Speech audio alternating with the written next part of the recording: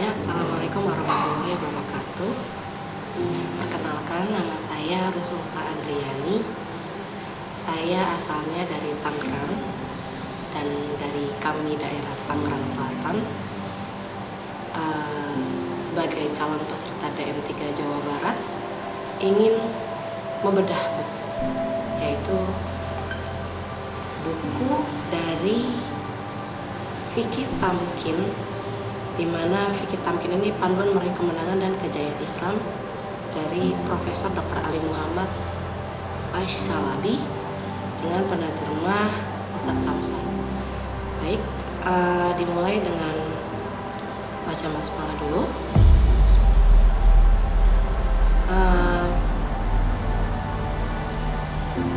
Dari secara bahasa, kata tamkin sendiri berasal dari kata makan yang berarti ajeb atau mapan, di mana makana ini memuat suatu kata, itu tamkin.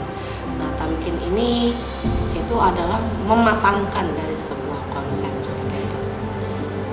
Yang dimana secara bahasa berarti kan dia kayak sultan atau kekuasaan dan mulk kerajaan. Nah, secara dari istilah tamkin ini menurut beberapa kalangan ya, terutama dari kalangan syekh, para ustadz dan para ulama-ulama lainnya, yaitu dari Dr. Alim Abdul Halim, yaitu tujuan paling utama dari semua item-item kerja demi Islam. Jadi ketika semua itu bergerak demi Islam dari aspek pemerintahan, aspek pendidikan, aspek ekonomi dan segala macam, yang memang sekiranya menjadikan Islam itu kuat, Islam itu menjadi sebuah agama yang kokoh, maka itu adalah sebuah item-item yang ditujukan paling utama dalam hal tamkin tersebut. Kemudian yang kedua itu dari Ustadz Muhammad Sayyid M. Yusuf, mengatakan bahwa studi tentang sebab-sebab yang menyebabkan lenyapnya kekokohan dan kekuatan umat ini, serta pilar-pilar yang bisa mengembalikan umat ini pada kekokohan dan kemapanan. Jadi sekiranya studi tentang fikih tamkin ini adalah studi di mana untuk mempelajari bahwa umat kita sedang dianalisis bagaimana caranya untuk bisa mengkokohkan dan memperkuat pondasi dari umat ini, terutama umat Islam ya. Karena untuk membedah hal tersebut, kita butuh yang namanya pilar-pilar atau dimana pondasi-pondasi yang bisa mengembalikan umat ini pada kekokohan dan kemapanan. Kemudian yang ketiga ini dari Ustadz Fatih Hakan, dimana beliau menyampaikan bahwa sampainya pada kondisi kemenangan, memiliki kekuatan yang cukup, serta memegang tampuk kekuatan dan kekuasaan, juga dukungan publik, simpatisan dan pengikut. Jadi di mana sampainya umat Islam ini pada kondisi kemenangan yang sekiranya dapat memiliki kekuatan yang cukup, memegang posisi atau amanah atau apapun itu yang sekiranya strategis dalam hal kekuasaan terutamanya. Kemudian dukungan publik ini dalam artian dukungan publik di tengah-tengah masyarakat. Jadi sekiranya umat Islam ini memiliki sebuah prototipe atau portofolio di mana kekuatan umat Islam ini tidak bisa dikatakan sesempit yang dikatakan oleh para orang-orang atau masyarakat awam yang biasanya, tapi secara aspek lebih luas Islam menawarkan solusi seperti itu. Jadi lebih ke arah di mana Islam itu memiliki solusi yang matang, mapan, dan bisa didukung oleh masyarakat secara luas. Kemudian juga dengan simpatisan, apalagi pengikut. Gitu kan. Simpatisan dan pengikut sendiri ini adalah orang-orang yang mendukung gerakan di mana umat Islam ini menjadi lebih meyakinkan bahwa kemenangan ada di depan mata, seperti itu. Macam-macam tamkin dalam Al-Quran, yaitu yang pertama ada penyampaian risalah dan penunaian amanah, di mana dijelaskan di sini penyampaian risalah adalah kisah di mana Rasulullah Shallallahu Alaihi Wasallam menyampaikan dakwahnya atau menyampaikan risalahnya kepada umat Islam yang terdahulu, as-sabiqunal awal terutama, di mana risalah ini disampaikan melalui para sahabatnya, para sahabiahnya juga, untuk menyebarkan Islam lebih banyak dan lebih luas lagi di sekitar Jazirah Arab seperti itu. Dan risalah ini terutama ya salah satu yang terkenal adalah Kerajaan Abbasiyah ya. Dari Kerajaan Abbasiyah ini risalah yang dinamakan perjalanan umat muslim pertama kepada Raja Najasyi, yang raja yang bijak, dermawan, dan hal-hal positif lainnya seperti itu, yang dimana Raja Najasyi ini dicintai oleh masyarakatnya, terutama dari para pendatang juga. Dan itu adalah salah satu risalahnya dan risalah-risalah lainnya. Kemudian yang kedua, binasanya orang-orang kafir dan selamatnya orang-orang mukmin serta kemenangan mereka dalam peperangan. Yang bisa diketahui, peperangan-peperangan yang dilakukan oleh umat muslim di zaman Rasulullah banyak ya, perang Badar, perang Uhud, perang Khandaq, perang yang memang melawan orang-orang kafir dan diselamatkannya orang-orang mukmin seperti itu.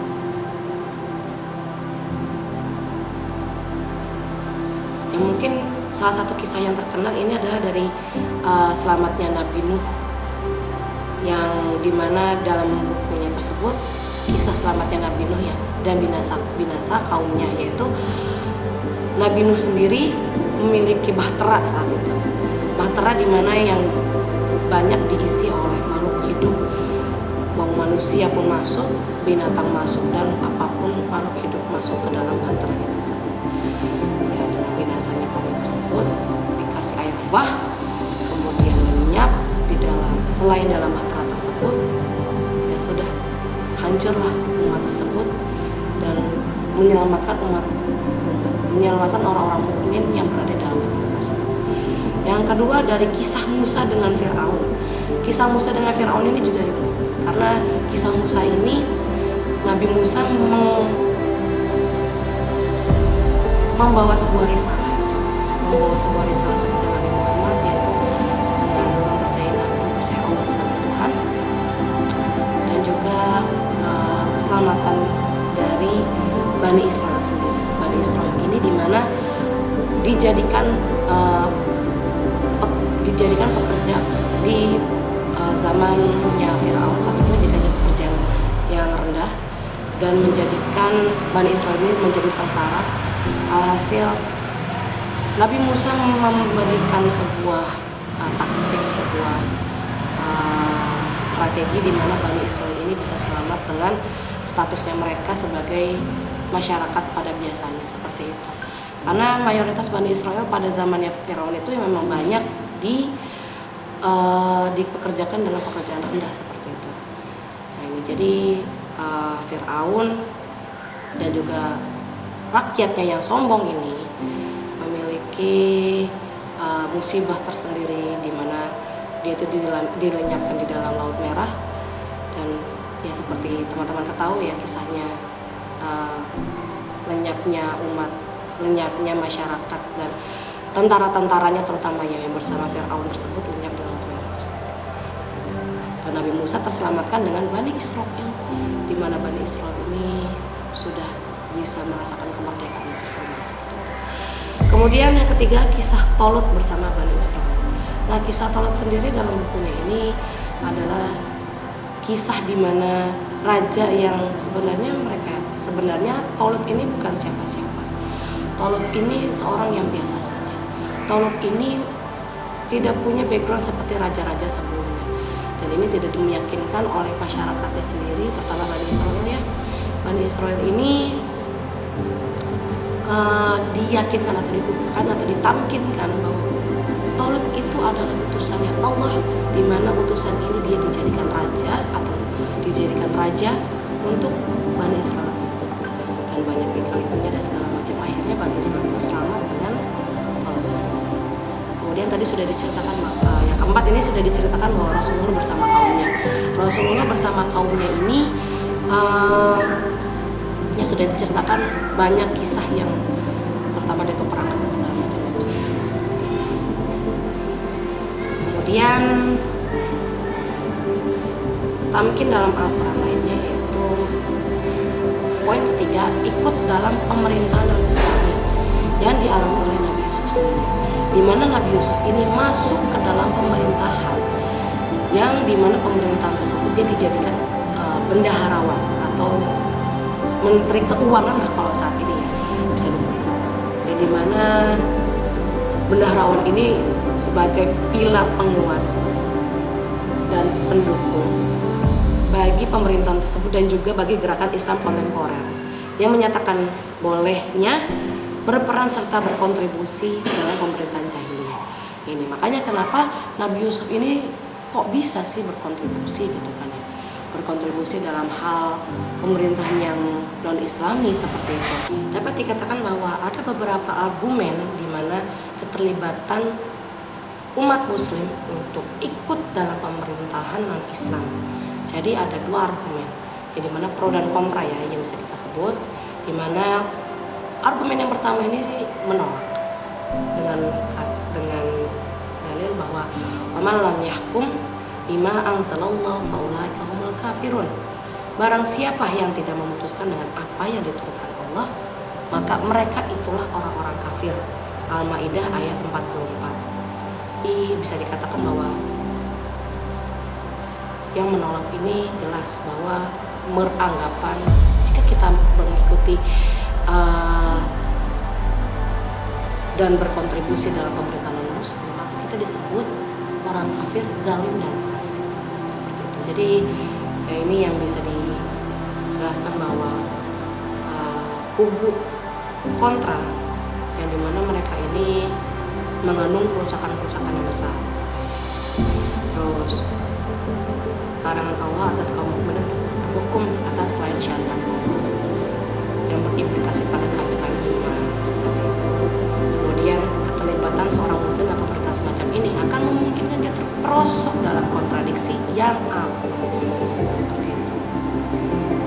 Yang selanjutnya, sesungguhnya ketaatan pada penguasa terhadap apa yang mereka legalisasikan itu bertentangan dengan perintah Allah, yakni dengan menjadikan orang yang ditaati sebagai Tuhan-Tuhan selain Allah. Jadi salahnya kita memberikan sebuah loyalitas kita kepada pemerintahan yang non-Islam ini, kemudian kita meyakini bahwa apa yang mereka legalkan yaitu adalah Tuhan-Tuhan mereka, bukan Allah.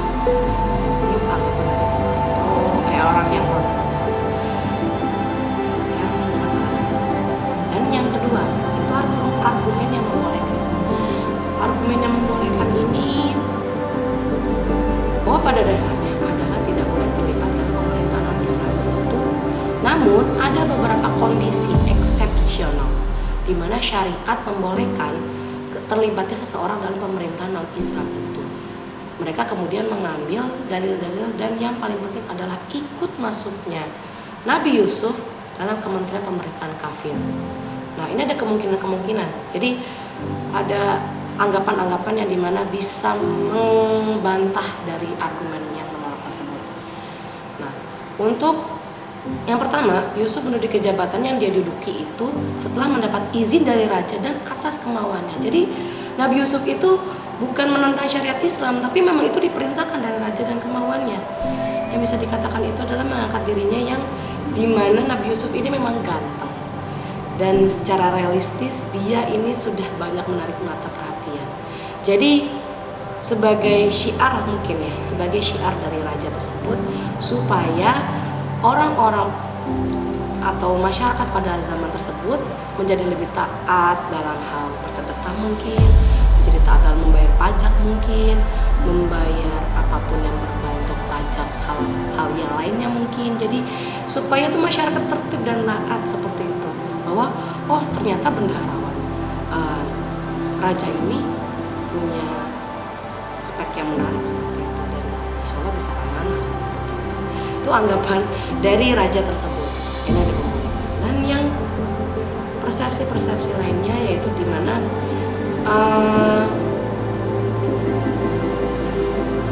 persepsi-persepsi yang dimana hasil dari manfaat yang diperoleh itu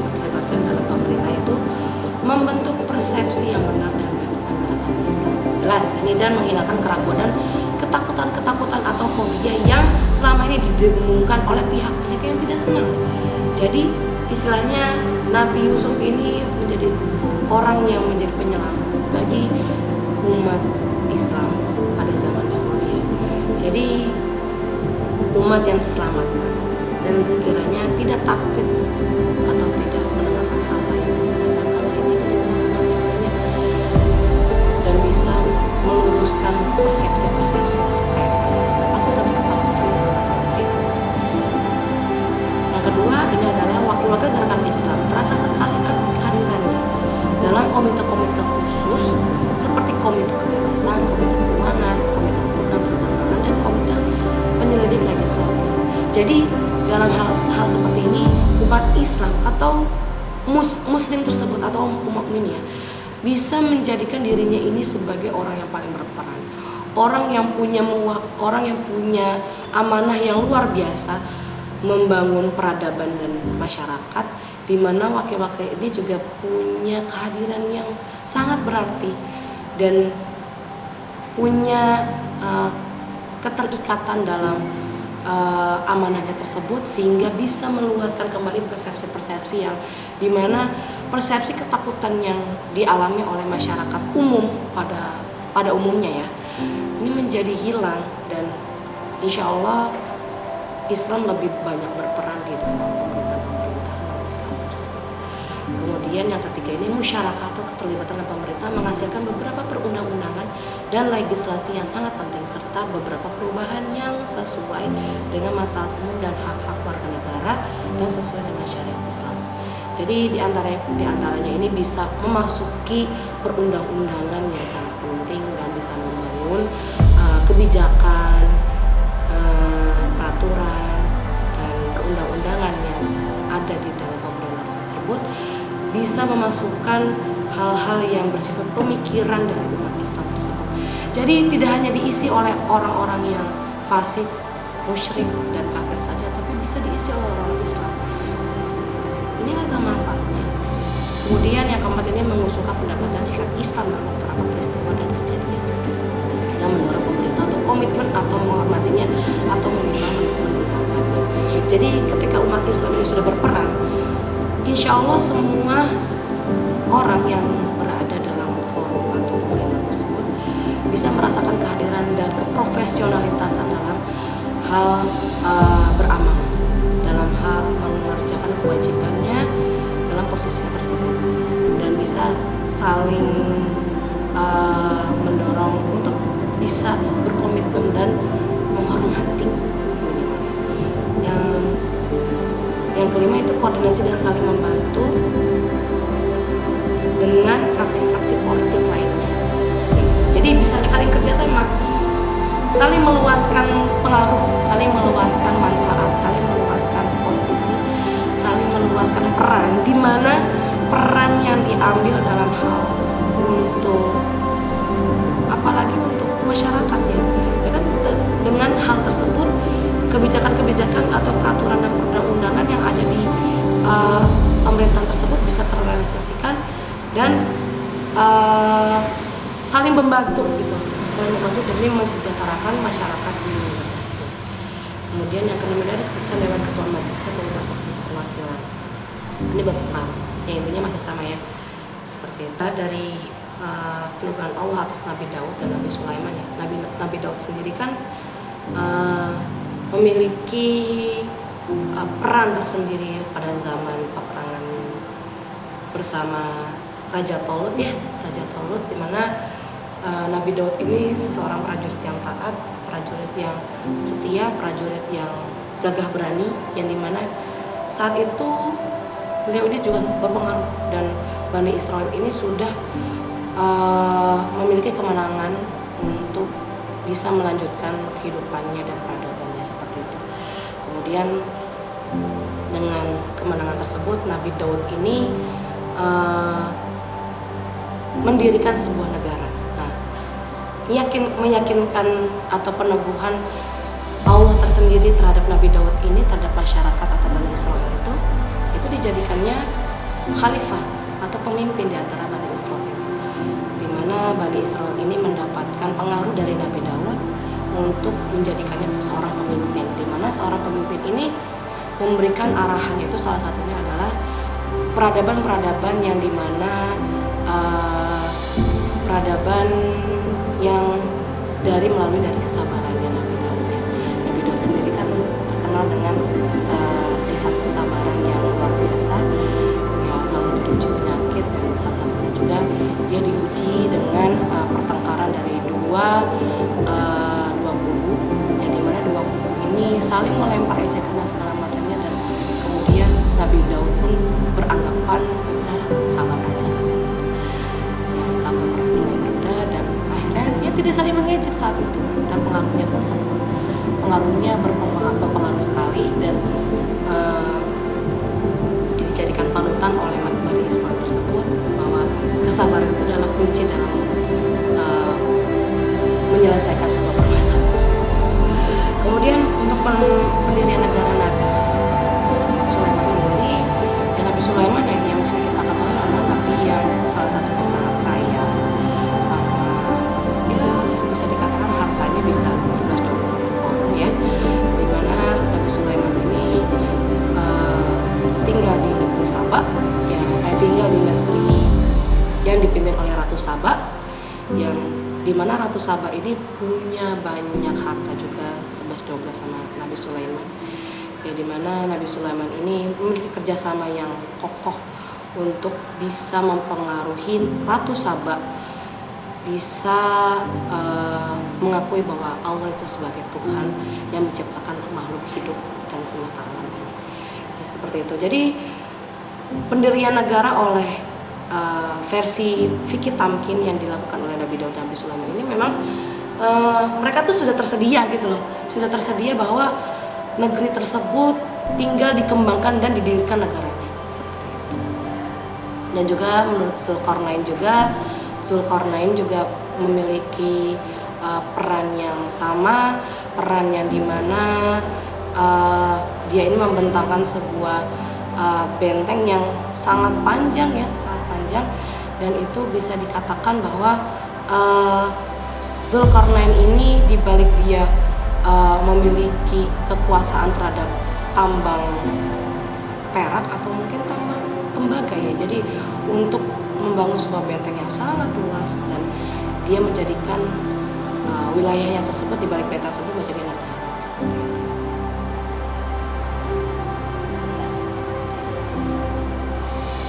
Syarat-syarat tamkin ya yang bisa kita ketahui, yang pertama itu adalah iman kepada Allah dan amal soleh. Jadi iman kepada Allah dan amal soleh ini sebagai syarat bahwa kita ini dalam menuju untuk meyakinkan kemenangan dalam Islam itu adalah ya, beriman kepada Allah dan beramal soleh. Jadi jika kita belum berniat dalam untuk memenangkan Islam ini, tapi kita belum beriman kepada Allah dan belum beramal soleh, ya jangan yakin ketika kemenangan itu sudah di depan mata, namun hilang sudah karena kita ya melalaikan iman tersebut dan amal tersebut. Dan yang kedua adalah realisasi ibadah. Jadi realisasi ibadah ini bisa dikatakan kita mendekatkan diri kepada budaya-budaya yang ada di dalam masyarakat. Jadi sekiranya seperti kita memahami bahwa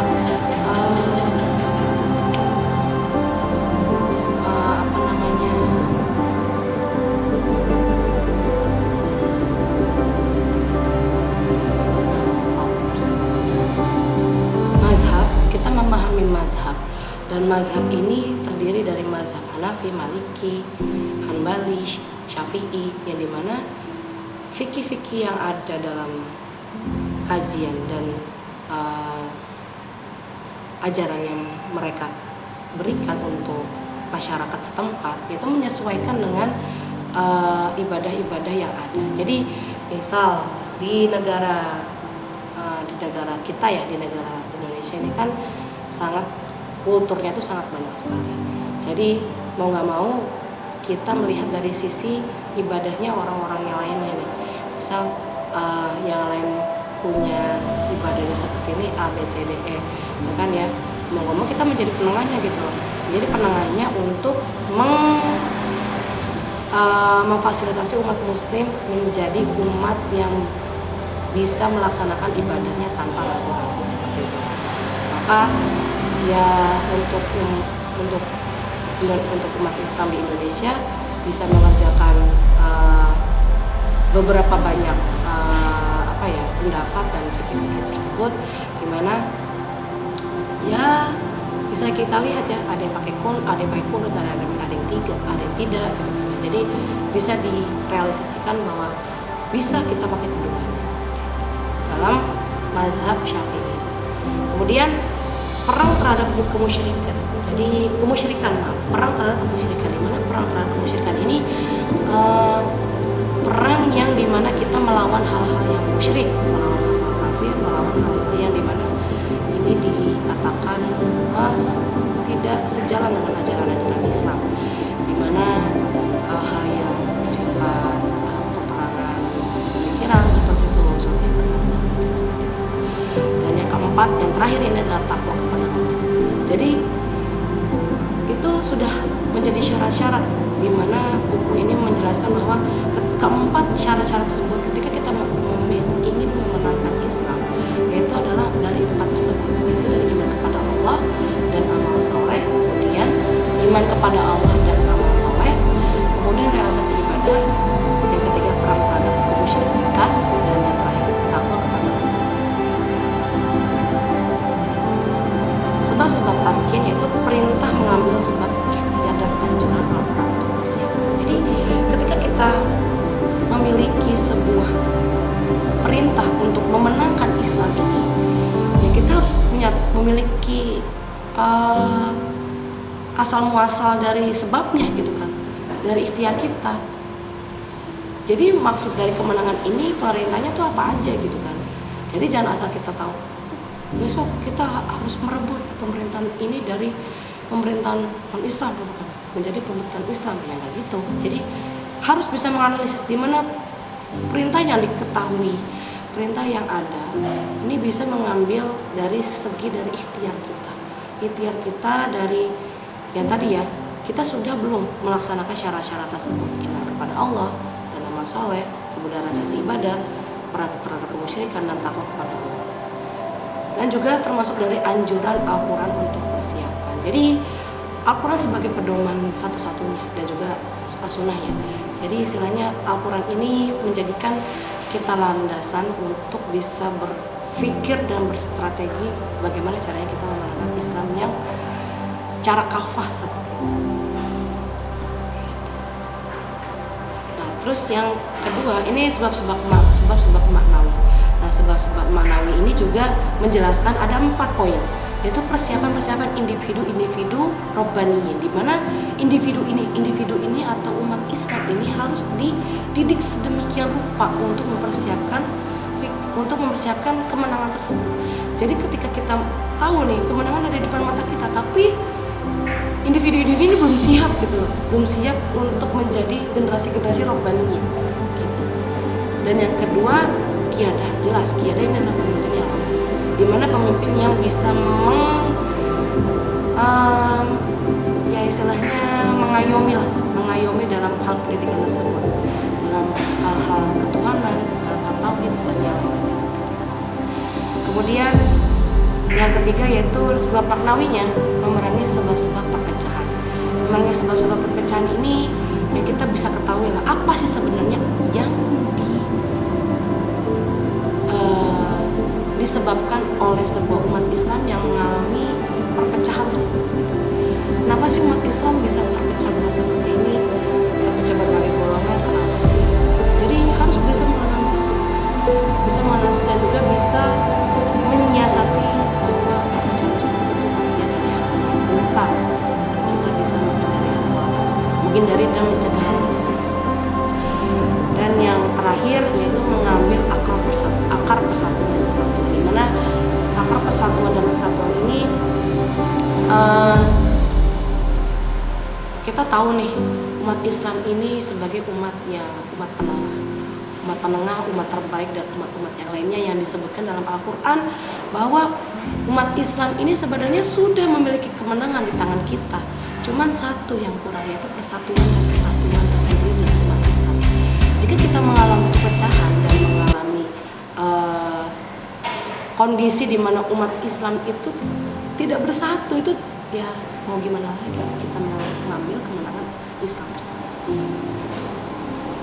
Sebab-sebab material yang ini bisa dijelaskan ada 5 poin, yaitu konsentrasi, spesialisasi, dan pusat riset. Jadi umat Islam ini seharusnya punya konsentrasi dalam hal apa, dalam hal bidang-bidang yang dimiliki, dalam kepakaran yang dimiliki, spesialisasi juga, dan juga pusat-pusat riset terutama. Ini pusat-pusat riset ini di mana umat Islam ini harus punya bahan riset, bahan penelitian bahwa kita ini mengalami kemajuan atau kemunduran terhadap umat Islam gitu. Manajemen ini kita bisa ketahui bahwa perangkat-perangkat yang dari konsentrasi kita, dari kepakaran dan dari spesialisasi dan dari riset tersebut perlu adanya perencanaan dan manajemen. Jika perencanaan dan manajemen ini tidak dilaksanakan secara serius, maka yang didapatkan hanya omong kosong belaka seperti itu. Kemudian yang ketiga ini persiapan ekonomi. Jelas persiapan ekonomi ini bisa dikatakan sebagai hal yang krusial bagi umat Islam untuk bisa mengambil kejayaan tersebut, di mana kita ini ada barang, ada uang seperti itu. Jadi ya minimal kita butuh modal untuk memulai riset dan mengupgrade diri kita menjadi orang yang ahli dalam hal apa gitu, dalam berbagai aspeknya gitu. Itu adalah kita butuh persiapan. Dan yang keempat, persiapan dalam bidang informasi. Persiapan dalam bidang informasi ini sekiranya kalau kayak zaman sekarang ya mungkin dari lewat media-media, dari lewat apa ya istilahnya ya media informasi dan segala macamnya bisa kita dapatkan dalam hal digital ya. Kalau dulu mungkin kita bisa lewat dari kabar surat dan majalah-majalah gitu. Yaitu mungkin bisa kita dapatkan dominan pada zaman itu. Cuma zaman sekarang ya kita dapatkan ya istilahnya sudah digital gitu. Dominan sudah digital. Jadi mau nggak mau kita sudah punya pusat informasi di mana informasi ini bisa memudahkan umat Islam untuk melancarkan urusan-urusannya dan mengambil kejayaan Islam di masa yang akan datang. Dan yang terakhir itu persiapan keamanan. Jelas ini persiapan keamanan, di mana persiapan ini keamanan itu bisa dikatakan keamanan untuk diri sendiri terutama. Ya diri sendiri itu mulai dari hawa nafsu, mulai dari keluarga kita, kemudian ya untuk ya bertahap ya. Jadi ketika sudah mengamankan diri sendiri, kemudian di keluarga kita, kemudian ke masyarakat, kemudian ke tingkat pemerintah, yang dimana tingkat pemerintah ini bisa kita katakan butuh keamanan yang sungguh-sungguh besar persiapannya, yaitu adalah ya kita bisa ketahui persiapan dari tentara-tentaranya, persiapan dari perangkat-perangkat yang lain yang mengamankan dari negeri ini seperti itu. Jadi inilah persiapan-persiapan material yang bisa kita ketahui ya, dari mulai konsentrasi, spesialisasi, dan pusat riset ya. Terus yang kedua perencanaan manajemen, itu persiapan ekonomi, persiapan dalam bidang informasi, dan terakhir ada persiapan keamanan. Ini fase kejayaan ya. Dari fase ini kita bisa memahami bahwa ada beberapa fase di mana kita bisa mengetahui nih Islam itu udah sampai posisi apa sih gitu kan ya. Di mana fase yang pertama kita ketahui adalah fase dakwah dan pengenalan Islam. Di mana dakwah ini kita ketahui yang sekiranya dialami oleh kawan-kawan sekalian gitu kan ya. Pengenalan Islam ini untuk masyarakat kita ya, mungkin kalau mahasiswa dari syiar Islamnya, dari analisis Islamnya itu diterima oleh mahasiswa atau tidak, dari teman masyarakat atau tidak gitu kan ya. Jadi mengenalkan Islam itu kan dengan berbagai cara ya, dengan syiar-syiar yang unik-unik seperti itu. Jadi Islam itu sudah diterima belum sih gitu kan ya, dalam hal universalitasnya seperti itu. Terus yang kedua ini adalah ada fase dalam pemilihan anasir-anasir yang akan mendukung misi dakwah. Jadi ketika sudah menemukan nih, mereka sudah ada yang tertarik dengan kita, simpatisan dan pengikut dari kita, itu adalah menemukan anasir-anasir atau penolong-penolong agama ini untuk dijadikan pemikul misi Jadi misi dakwah sendiri kan bisa diketahui oleh orang-orang yang paham saja. Jadi orang-orang yang sudah tertarik, yang pengen paham bahwa Islam itu sebenarnya luas gitu, luas dan bisa dijadikan landasan dari kehidupan dan peradaban di masyarakat secara luas gitu. Nah ini ya setelah sudah menemukan anasir-anasir ini, dan yang ketiga ada fase penerapan atau mughalabah. Jadi penerapannya seperti apa nih? Jika kita sudah menemukan anasir yang sudah lumayan cukup, jadi kita bisa menempatkan pos-pos yang dimana tadi ada sebab material ya. Jadi istilahnya yang sudah memiliki kepakaran ini bisa menerapkan hal-hal yang dimana dia menjadikan dirinya sebagai dai sebelum profesinya dia. Jadi kan seperti Nabi Yusuf ya, seperti yang tadi ya bisa dicontohkan bahwa Nabi Yusuf ini menjadi bendaharawan, tapi sebelum dia bendaharawan setelah dia menjadi dai, yaitu dai untuk keluarganya sendiri dan juga dengan ketampanannya dia dengan syiarnya tersebut gitu. Jadi ya inilah orang-orang yang sudah punya ahli dalam hal ya, kalau secara eksplisit dari Nabi Yusuf dari ketampanannya ya, mungkin dari teman-teman yang lainnya dari kepakarannya, misalnya dia jago matematika, jago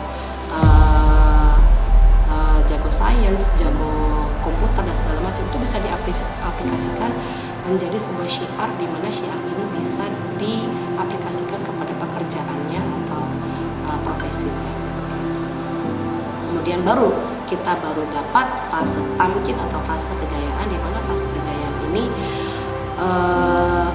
fase yang dimana seketika semua sudah dari posisinya masing-masing itu kan, kita sudah dapat menemukan hal tersebut tanpa dimana ada istilahnya ada yang senggol sana sini, ada yang iri satu sama lain, tidak, karena Islam ini memang gimana Islam ini sudah mencapai rahmatan lil alamin.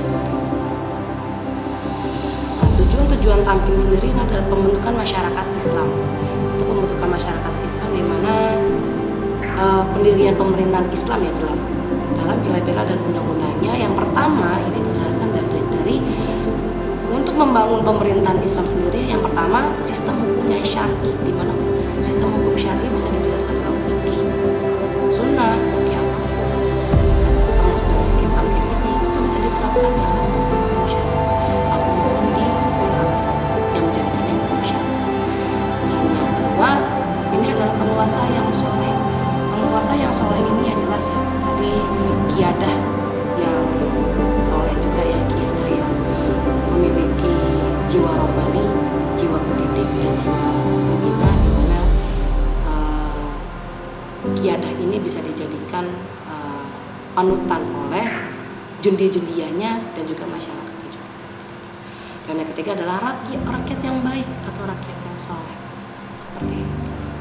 Kemudian yang dijelaskan setelah pembentukan masyarakat Islam dari pendirian pemerintahan Islam adalah penegakan asas-asas sistem Islam. Yang pertama ini harus dilakukan untuk menegakkan asas-asas tersebut adalah musyawarah. Jelas kita untuk menegakkan hal tersebut kita punya musyawarah, yaitu mengambil sesuatu hal yang dimana usulan-usulan atau opini-opini yang bisa dijadikan pendapat atau tukar pikiran dalam suatu forum, suatu pemerintahan atau suatu masyarakat seperti itu. Dan yang kedua adalah keadilan, ini harus ditegakkan. Jadi kita tidak bisa mengambil dalam hal insight ya. Jadi istilahnya adil dalam umat ini seperti yang diaplikasikan dalam Madinah Al-Munawwarah ya. Saat itu kan umat Muslim atau umat Madinah itu, masyarakat Madinah itu sangat berdampingan dengan kaum Yahudi seperti itu. Jadi tidak ada pergesekan dan hal apapun, yaitu ya bisa dikatakan menjadi syarat dari untuk menegakkan asas-asas. Yang ketiga ada kesetaraan. Jadi kesetaraan ya semua sama, semua punya hak dan kewajiban, semua memiliki komponen-komponen yang bisa diaplikasikan ke dalam pos-posnya masing-masing. Jadi jangan sekiranya semua bisa ini, semua bisa itu. Jadi ya jangan saling ketimpangan seperti itu. Dan yang keempat ini kebebasan mengkritik dan kebebasan pribadi. Jadi misalnya kita demokratis ya, dalam hal demokratis ini bisa mengatakan bahwa kondisi umat tersebut bisa menjadikan wadah-wadah, di mana wadah-wadah kelompok-kelompok atau paguyuban dan segala macam ini menjadi lahan untuk berkritik, lahan untuk menunjukkan ekspresi dari pribadi. Kemudian ini adalah salah satu penyebaran dakwah Islam. Ya, untuk menyebarkan dakwah Islam sendiri adalah kita harus yang pertama adalah mengefektifkan amar ma'ruf. Jadi yang jelas amar ma'ruf nahi munkar sendiri itu harus kita bisa aplikasikan untuk diri kita sendiri terutama ya, untuk diri kita sendiri, kemudian kepada keluarga kita dan kepada saudara-saudara kita dan yang lainnya, dalam hal untuk ya minimal kita mengerjakan kebajikan dan mencegah hal-hal yang mungkar seperti itu, yang dimana dalam dijelaskan surat Al-Asr ya, illal ladzina amanu wa amilus solihati wa tawassaw bil haqqi wa tawassaw bis sabr, kecuali orang-orang yang beriman dan beramal soleh, saling menasihati dalam hal kebenaran dan saling menasihati dalam hal kesabaran. Jadi untuk mengerjakan amar ma'ruf nahi munkar ini kita perlu yang namanya hal kesabaran tersebut gitu kan, hal kesabaran di mana hal dalam kebenaran ya, hal dalam kebenaran ini bisa kita rapatkan, bisa kita korelasikan dengan hal-hal yang bisa bersifat realistis dalam masyarakat. Jadi untuk menjadikan diri menjadi pribadi Islam yang sesungguhnya, Islam yang kafah, yaitu kita bisa tahu nih masyarakat yang kita dakwahi itu bisa nggak kita ajak dalam hal kebenaran dulu. Nah, setelah sudah kebenaran baru dengan kesabaran. Nah, itu syarat menjadi orang-orang mukmin gitu kan. Ini sudah tertulis dalam surat Al-Asr ayat 3 seperti itu. Jadi minimal kita ajak amar ma'ruf terus dan mengatakan dengan kesabaran kita dengan nahi munkar seperti itu. Dan yang terakhir ini adalah dakwah Islam ini selain dari menyampaikan amar ma'ruf nahi munkar itu berjihad di jalan Allah. Jelas ya.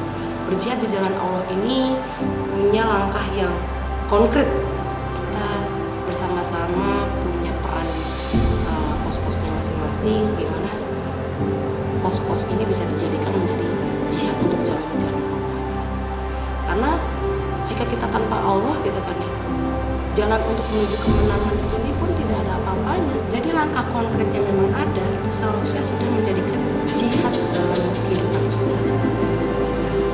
Jadi jalan konkret dari jihad di jalan Allah itu sudah jelas ya. Jadi ini yang bisa menyebarkan dakwah Islam itu lebih luas lagi, lebih bermanfaat lagi, dan lebih punya potensi dalam menumbuhkan kemenangan Islam itu di dalam jiwa-jiwa orang-orang Islam atau umat-umat Islam dan juga umat-umat sekitarnya seperti itu. Jadi ini yang dijelaskan dalam fikih tamkin wa nasr ya. Ya semoga dengan fikih tamkin wa nasr ini menjadi salah satu referensi kita, menjadikan diri kita menjadi pribadi yang lebih baik ya. Pribadi untuk meraih kemenangan Islam itu sebenarnya ya kita bisa beraplikasi dalam pekerjaan-pekerjaan dan profesi kita seperti itu. Nah, salah satunya dalam amar ma'ruf nahi munkar itu sendiri dan jihad di jalan Allah seperti itu. Dan itu dari saya, kurang lebihnya mohon maaf. Wabillahi taufiq wal hidayah. Wassalamualaikum warahmatullahi wabarakatuh. Sampai jumpa di DM 3